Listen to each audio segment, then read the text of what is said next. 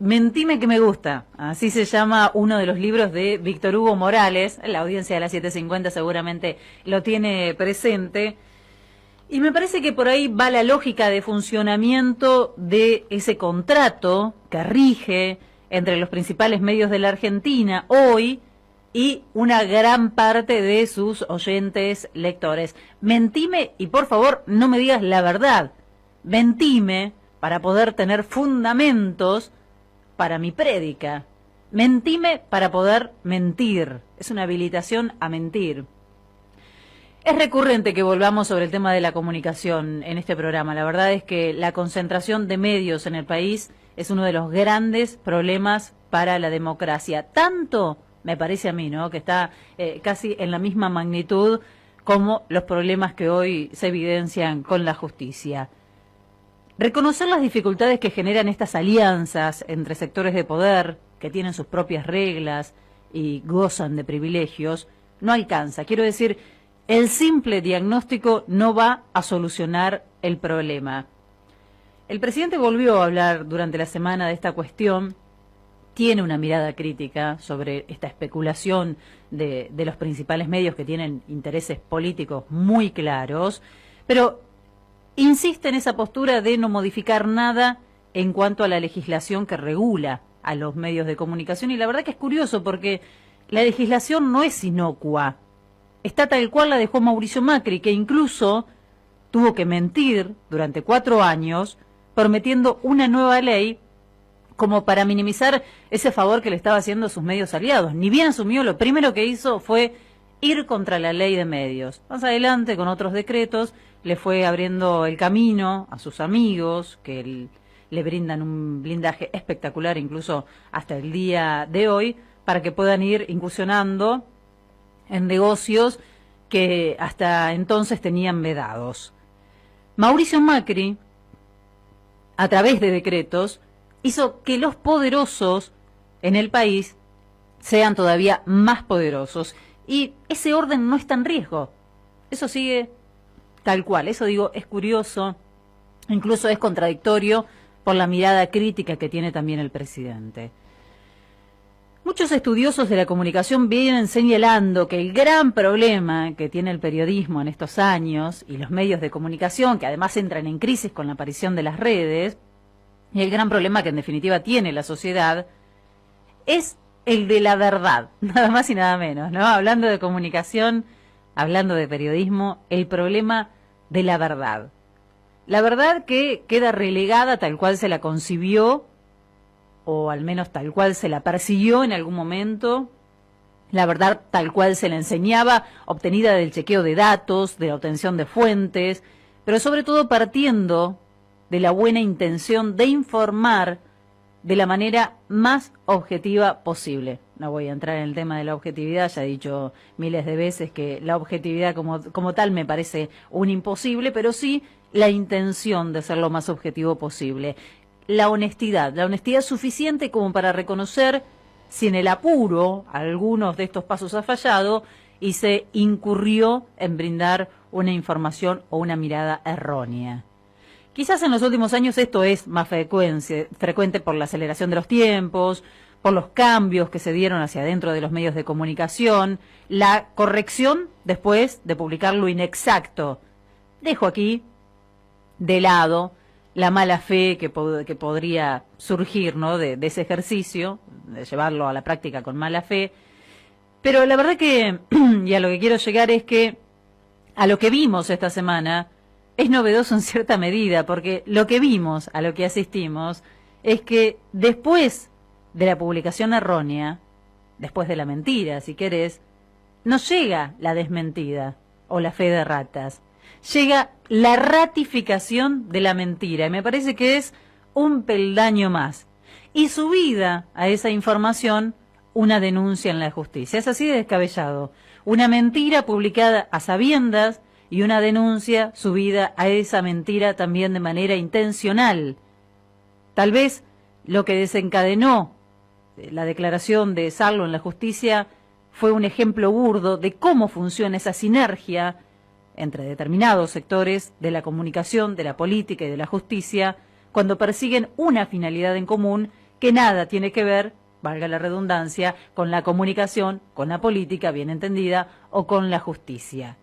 Es la época de la racionalidad en la política, que la racionalidad en la política se cambie por la emoción en la política. Eso que siempre uno espera, ¿no? Cuando digo la política bien entendida, ¿qué esperas? Las ideas, el discurso basado en ideas, la racionalidad. Bueno, todo esto se reemplaza por emociones. Y la verdad en los medios de comunicación es también por emociones o en todo caso por ilusiones de realidades que no son. El titular que muchos esperan, el titular que los dueños de la empresa y determinado sector de poder necesitan, el titular que apunta a movilizar bronca y finalmente a formar posiciones que luego podrían, lo voy a dejar en potencial, podrían determinar acciones. La verdad es que ya se dijo mucho en la semana sobre por qué Beatriz Arlo actuó de la manera que actuó, extendiendo una mentira hasta el día de su declaración en la justicia, cuando pudo aclarar mucho antes eso que ella misma había dejado trascender. La ingenuidad, solo diré esto, no parece la opción más probable teniendo en cuenta que hablamos de una intelectual cuando hablamos de Beatriz Arlo. Pero más allá de Arlo, la pregunta es, ¿qué buscan? ¿Qué está buscando? ¿Qué buscan estos medios que despiadadamente generan campañas, ya no en contra del gobierno, sino en contra de la población? ¿Para quién están jugando? ¿Para quiénes?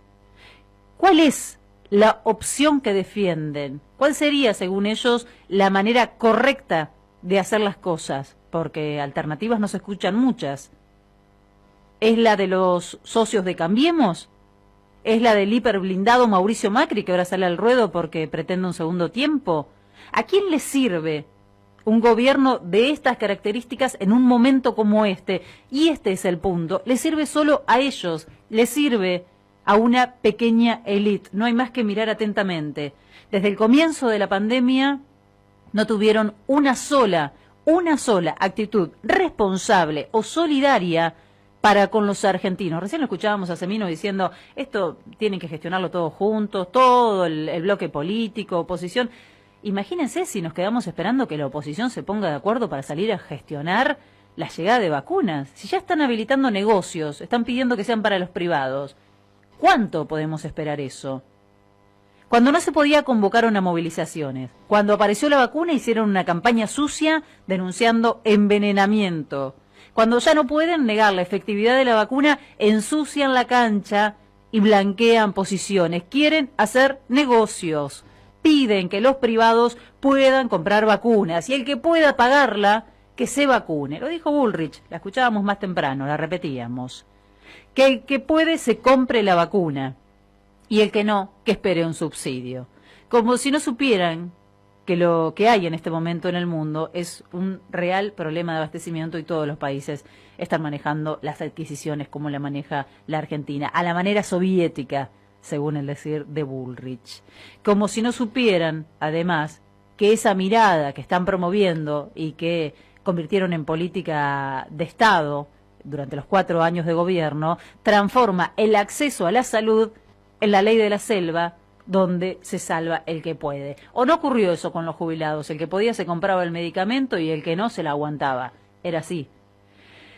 ¿A quién quieren garantizarle negocios? Esta vez sería una buena pregunta para hacerle a la oposición. Y en Cava, el experimento también es similar. Los que tienen prepaga se van a una clínica. Los que no, hicieron esta semana 5 cuadras de cola en un club o en el Luna Park. La doble vara a esta altura es abrumadora.